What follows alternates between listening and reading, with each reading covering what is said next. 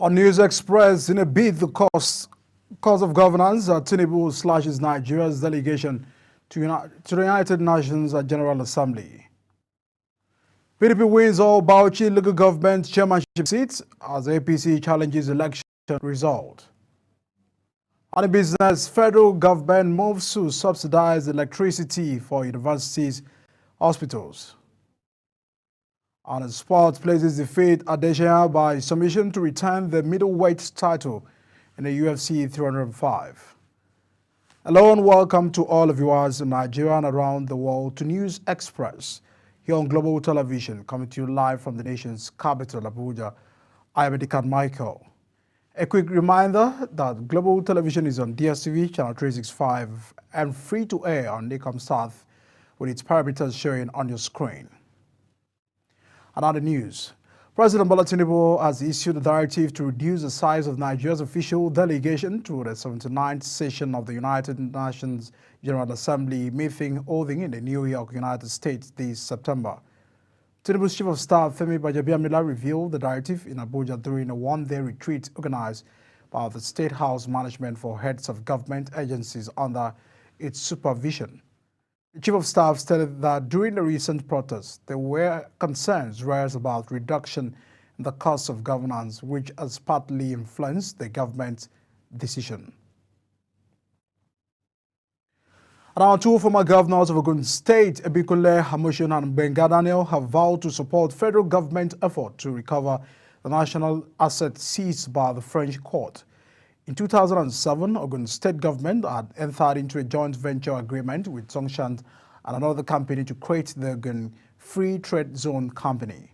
However, in the first half of 2016, the agreement between the parties broke down, leading to the company filing lawsuits in Nigerian federal and state courts to seek reinstatement of its contractual right, which failed. After taking the case before the French court, the company was awarded damages. The court prohibited Nigeria from moving or selling 3 presidential jets until the Chinese firm was paid the $74.5 million awarded by the court. And now the Socio-Economic Rights and Accountability Project, SERAP, has urged President of the Senate, Godswill Akpabio, and the Speaker of the House of Representatives, Tajuddin Abbas, to disclose the exact amount of monthly running costs allocated to members of the National Assembly. SERAP's Deputy Director Kolawole, on behalf of the organization, also requested that the leaders provide an account of the spending details of any such running cost.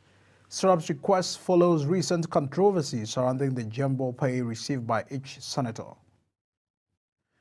And now the ruling People's Democratic Party in Bauchi State has vowed for all the 20 local government chairmanship seats in the Saturday, August 17 local government elections. The executive chairman of the Bauchi State Independent Electoral Commission, Ahmed Makama, announced that the result last night at his office following the conclusion of the exercise. However, the All Progressive Congress has rejected the result, describing them as fraudulent. Makama had declared the result, stating it was based on the powers vested in him by the relevant electoral laws as executive chairman of the State Independent Electoral Commission. The Nigeria Union of Pensioners says some retirees are still receiving 500 naira as monthly pensions in the country.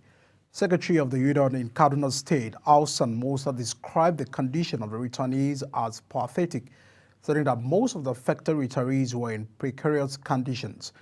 It is reported that worst affected are pensioners in most of the southern and oil-producing states, in spite of getting each allocation from the Federation account. Away from that, human rights organization Amnesty International says over 1,000 end-bad governance protesters are currently in prison custody nationwide. Following the recent hunger protests, the protests which were held between August 1st and 10th turned violent in some parts of the country, with reports of looting and vandalism in several states. The Inspector General of Police, Kayode Egbetokun, announced that the police arrested some of the sponsors of the rioters who hosted with foreign flags and called for a change of government in states such as Kano, Kaduna, and Zamfara, among others. Troops of the Nigerian Army have thwarted a terrorist attack on the Salawa community in the Benin Kwari local government area of Kaduna State. Troops who were on patrol had declared the Madura and the Allah village before making contact with the terrorists. A statement by the Nigerian Army says the terrorists engaged the troops in a gunfight, noting that 2 terrorists were killed and weapons as well as 11 motorcycles were recovered after the operation. Now, the police in Enugu State have confirmed they kidnapped of 3 students of the State College of Health Technology, Oji River, in Oji River local government area of the state. In a viral video, some people who claim to be residents of the area raised the alarm that some students of the college had been kidnapped, alleging that the authorities had kept silent over the incident. Meanwhile, the Inspector General of Police, Kayode, has dispatched additional detectives to Benue State to aid in the rescue of the abducted medical student. 20 medical students from the University of Madagri and the University of Jos traveling to Enugu were kidnapped along the Otukpa-Enugu road. The students were said to be on their way to the Federation of Catholic Medical and Dental Student Annual Convention in Enugu when they were abducted. And our Vietnam-bound businessman Paul Madugua has been arrested by operative of the National Drug Law Enforcement Agency at the Nnamdi Azikiwe International Airport. Madugua was apprehended after testing positive for ingesting cocaine. A statement by the spokesperson of the agency, Femi Babafemi, confirmed that Madugua excreted a total of 88 wraps of cocaine, weighing the 1.710 kilograms. And Kano State Governor Haba Yusuf has directed the State Public Complaint and the Anti-Corruption Commission to investigate alleged contract award through supply of drugs to the 44 local government area council of the state. The governor also denied knowledge of the contract said to have been recently awarded to one Musa Gaba Kwankwaso, believed to be the brother of the leader of the Kwankwaso movement, Rabiu Musa Kwankwaso. A US-born filmmaker and the content creator Bello had released a video alleging that Kano State government had directed all 44 local government councils to pay 10 million naira each for the supply of drugs, which was allegedly awarded to one company owned by Musa Gaba Kwankwaso. And as to Taraba State, as the governor, Habu Kevas, has called on journalists in the country to maximize the use of digital technology to enhance the efficiency of their jobs in the fast-changing media landscape. Kevas made the call while declaring open the 2024 News Summit of the Federal Radio Corporation of Nigeria in Jalingo, the state capital. Represented by his deputy Aminu Akali, the governor noted that journalists need to embrace the opportunities presented by the rapid technological advancement and social media to enhance efficiency in news and information dissemination. Now, the federal government of Nigeria commissioned a 40 kilowatt peak solar hybrid mini grid in a community Gwagwalada Area Council in the Federal Capital Territory, Abuja.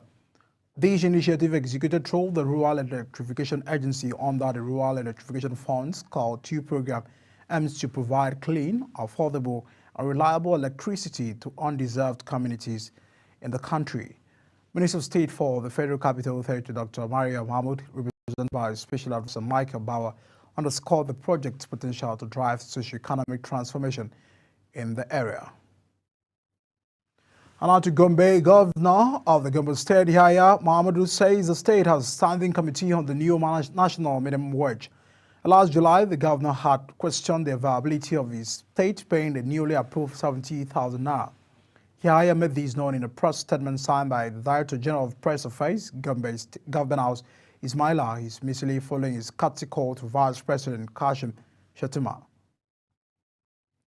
Alatu Sokoto State Governor Ahmed Aliyu has called in communities in Gudo local government area to assist the authorities with relevant information, especially intelligence gathering, to defeat the bandits terrorizing the area. Aliyu gave the charge while addressing the people of the area who came out to receive him on the thank you visit to the area. He explained that securing the area is a collective responsibility, hence the need for all hands to be on deck. From that, Jigawa state government has called on the federal government to come to the aid of flood victims in the state, as no fewer than 3,834 persons have been displaced by the disaster. Executive Secretary of the State Emergency Management Agency, Dr. Aruna Marigo, made the call in Dutse, the state capital, while speaking to newsmen on the update of the flood, which ravaged 12 local governments. He noted that the call was necessary in order to ameliorate the sufferings and hardship being experienced by the numerous communities in the 12 affected local government areas. Members of INEC accredited observer organizations have called on law enforcement agencies to refrain from harassing law-abiding Nigerians or carry out legitimate election duties. Our correspondent has a report. The group, convened by Center for Credible Leadership and Citizens Awareness, emphasized the importance of impartiality and neutrality from Independent National Electoral Commission. The convener and Director General of the Center, Nwambu Gabriel, urged security agencies to desist from unjust detaining of voters and public harassment throughout the electoral process. But all the same, we also believe that notifying the police and other law enforcement agents to be up to their game is our duty as Nigerian citizens. So we are not foreseeing, but what we are saying is that based on the track record, based on the occurrences that have followed the pre-election observation we have done, we believe that Edo State is a place that is known as a flashpoint state. He further called on judiciary to be guided by the provisions of the Electoral Act 2022 and never to allow their antics of political interfere with their decisions. There is no other way an election could be conducted as at today, bearing in mind the provisions of the Electoral Act 2022. It is evident that the BVAS technology must be deployed in Edo State, without which there wouldn't be any election.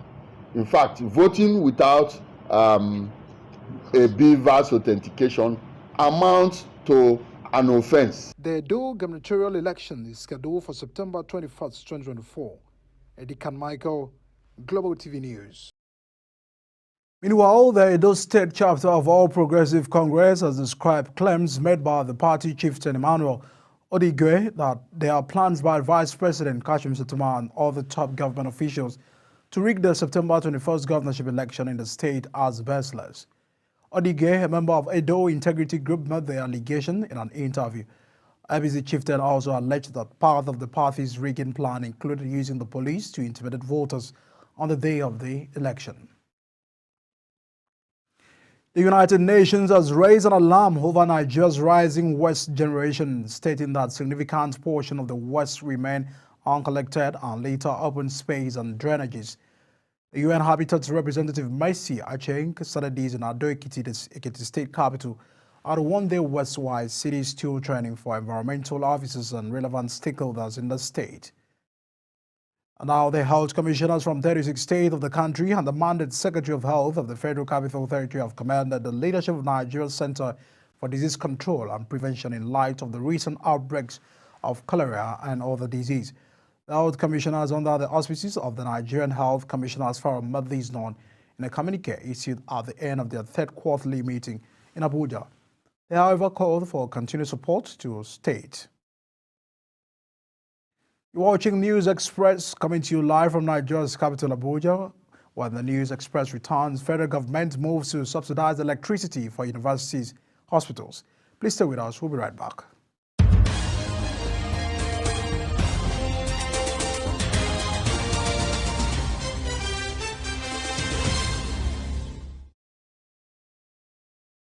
Many thanks for staying with us at News Express. And now to the rest of the news, the federal government says it will start subsidizing electricity in universities and health institutions on the Band A feeders. The Minister of Power, Adebayo Adelewu, disclosed this in Ibadan, Oyo State.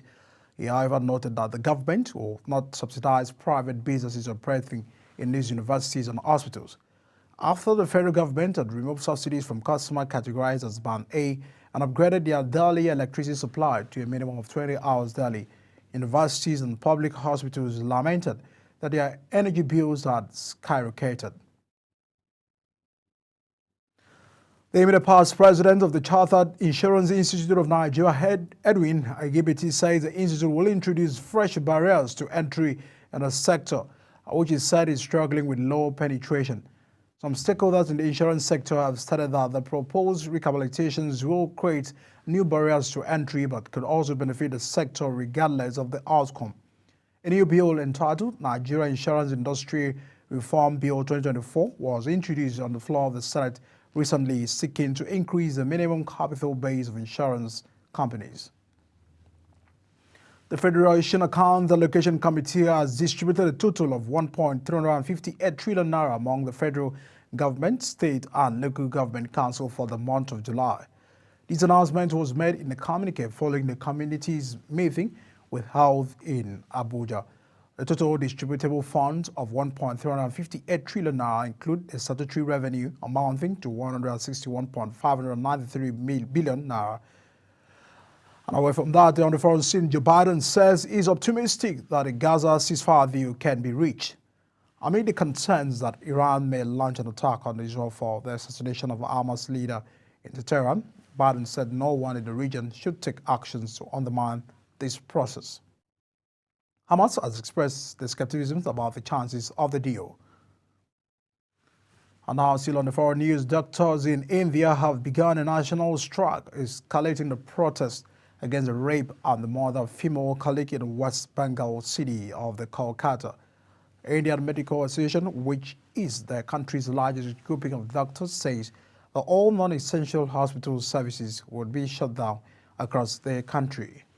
The association described last week's killing as a crime of barbaric scale due to lack of safe spaces for women and asked for the country's support in its struggle for justice. President Faye of Senegal says his country's first satellite has been successfully launched into the orbit, noting that the move marked a major step towards a West African country's technological sovereignty.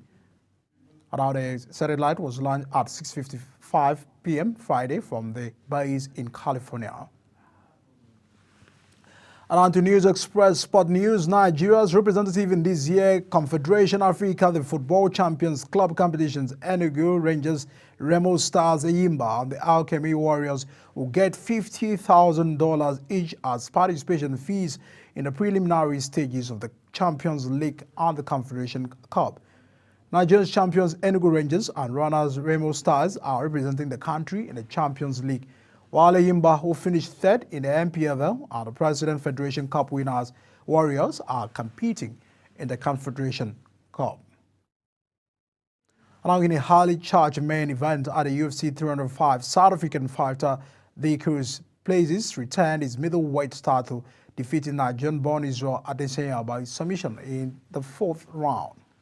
The grudge match, which has been fueled by the profile tensions over the race and identity, culminated in a dramatic turn of events, and Plessis secured the victory with a rear neck choke. And away from that, Chelsea manager Enzo Maresca has responded to reports linking the club with Napoli striker Victor Osimhen and Atletico Madrid forward João Felix. Maresca was cautious in his comment about potential transfer while speaking during his first pre-match press conference of the Premier League season ahead of the 2024-2025 Week 1 with Manchester City. The Blues have been heavily linked with moves for both Osimhen and Felix as they look to bolster the attack for this season, while reports suggesting they recently had €45 million bid for Felix rejected by Atletico Madrid. And to wrap up News Express on Global Television, let's take a look at some of our major top stories. In a bid to cut costs of governance, President Tinubu has announced a reduction in Nigeria's delegation scheduled to attend the United Nations General Assembly. The People's Democratic Party has won all Bauchi local government chairmanship seat, while the All Progressive Congress challenges the election result. And the business, the federal government has said it will subsidize electricity for universities and hospitals. And that's it on News Express, coming to you live from Nigeria's capital, Abuja. We're on DSTV channel 365, Star Times channel 276, and free-to-air Nicomsat and its parameters showing on your screen. Kindly follow us on all social media platforms using at Global TV NG and other handles now showing on the screen. I'm Medika Mike. Many thanks for watching and stay with us on the News Express. See you again.